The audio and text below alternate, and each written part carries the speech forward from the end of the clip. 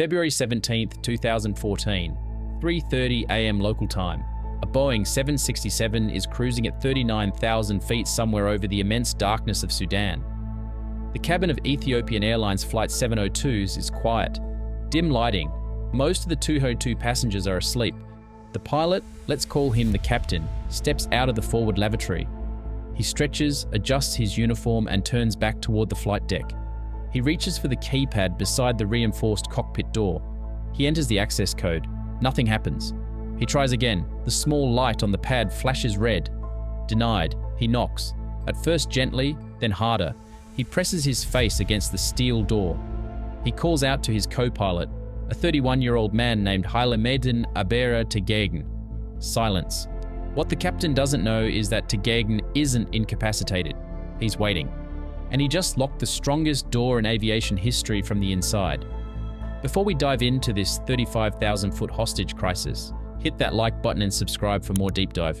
Investigations into true crime history. The target tonight isn't a bank vault or a diamond exchange. It's a Boeing 767-300ER, a piece of machinery valued at roughly $180 million. Think about that for a second. Stealing a car is one thing. Hijacking a wide-body commercial jet mid-flight is an entirely different level of operational complexity. But this isn't a traditional hijacking. There are no guns hidden in carry-on luggage, no shouting demands in the aisle. The stakes here are incredibly specific. The post-9/11 world created a singular focus in aviation security. Protect the cockpit at all costs. The doors are armored. They are Kevlar reinforced. They are designed to withstand the impact of a small grenade and hold against thousands of pounds of force. This is what makes this event so terrifying. The security protocols put in place to prevent people from getting into the flight deck are about to become the hijacker's greatest weapon. The threat isn't coming from the passenger cabin. It's already sitting in the right-hand seat. Let's look at the man behind the yoke. Hailemedhin Abera Tegegn, 31 years old, 5 years flying for Ethiopian Airlines. Clean record, no known affiliations with radical groups. He's the guy you trust flying the red-eye shift from Addis Ababa to Rome. His plan is devastatingly simple. It requires zero weapons, no accomplices. It relies entirely on airline standard operating procedure. Tegegn knows the rhythm of a long-haul flight better than anyone. He knows the captain will eventually need a bathroom break during the 6-hour journey to Italy. The plan depends on one crucial technical detail, a detail most passengers don't know exists. The cockpit door has an emergency access code. If the pilots become incapacitated, the cabin crew can enter a code on the outside keypad. After a preset delay, usually 30 seconds, the door unlocks. But inside the cockpit, on the central pedestal, there is a toggle switch. It's a deadbolt. If the pilot inside flips that switch to lock, it overrides the exterior keypad completely. It seals the cockpit into an impenetrable fortress. That switch is Tegegn's entire strategy. He just has to wait for his moment to flip it. 3:30, local time. Flight ET-702 departs Addis Ababa, ADD. The climb out is routine. The passenger load is heavy. The aircraft settles into its cruise toward Rome. Approximately 03:30, they are over Sudanese airspace. The captain signals he needs to use the restroom. He follows standard procedure. He ensures a flight attendant blocks the forward aisle with a food cart, a standard anti-intrusion measure, before opening the door. He steps out. The door clicks shut behind him. 03:31, Tegegn acts immediately. He reaches across the console. He flips the internal locking toggle. The deadbolt thunks into place. The cockpit is sealed. The captain returns quickly, too quickly. He tries the keypad. It fails. He bangs on the door. Tegegn ignores him. The captain grabs the interphone handset in the galley, calling the cockpit.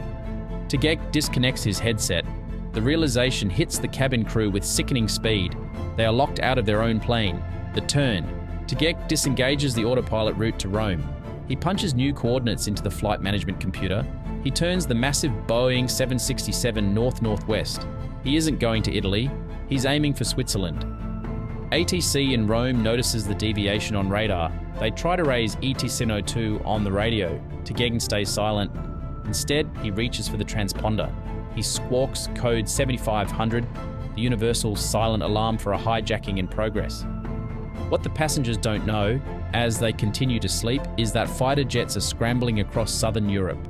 Two Italian Eurofighter Typhoons intercept the plane over Sicily.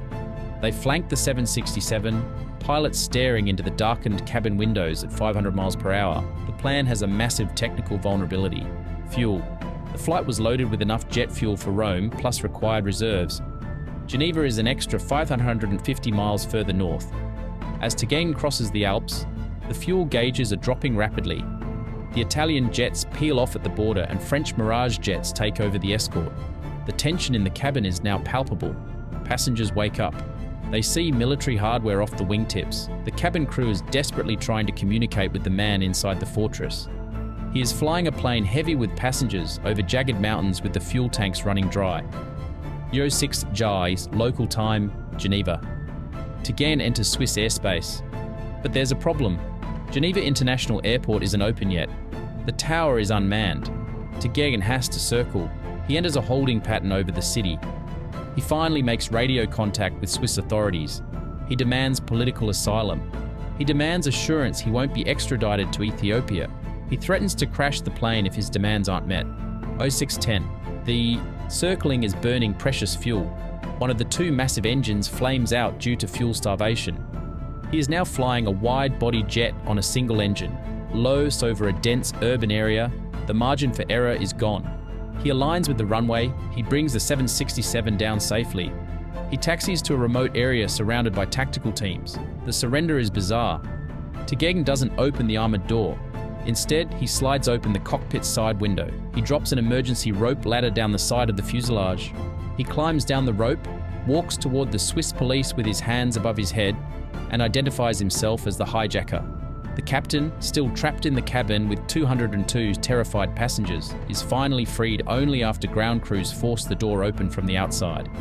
Today, Geneva International Airport operates normally.